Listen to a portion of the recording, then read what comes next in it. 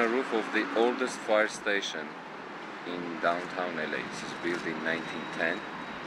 It's a historical landmark, and this was our primary location for Camera Obscura. And in the background that's downtown LA. This is the old downtown, and behind is the new downtown. That's Ross $1 Million Hotel where Wim Wenders just shot his movie.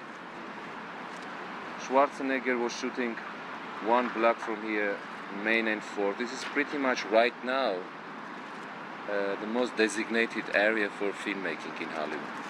We never thought we'll end up here, paying so low budget, but somehow we managed it. So this is and we're doing here because it's a very much LA story. And downtown is the most vibrant part of LA, in my view. So that's why I wrote this story about people who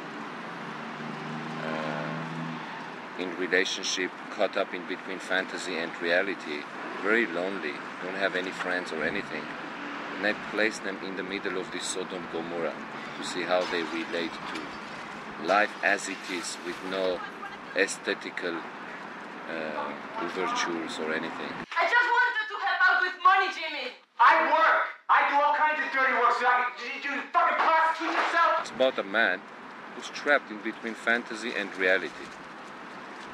It's an artist who's a crime scene photographer who gets a job with LAPD to take photographs of crime scenes.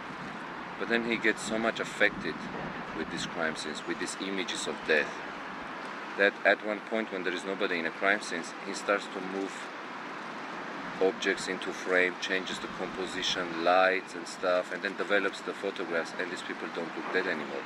And he starts to trip in his head that actually there is no such a thing as death. And his rejection of death becomes complete obsession with it. It's a very passionate love story going on in between him and his wife. But because his perception of the world is visual, he's not very articulate. He cannot talk and express what's happening to him, and that starts to degrade their relationship. And it's really all about how these two are trying so hard to stay together. This movie also, it's not everything is explained in this movie, because in life not everything is explained. There are a lot of mystical and non-verbal things are happening in between people. And I try to keep it here as much as it is possible.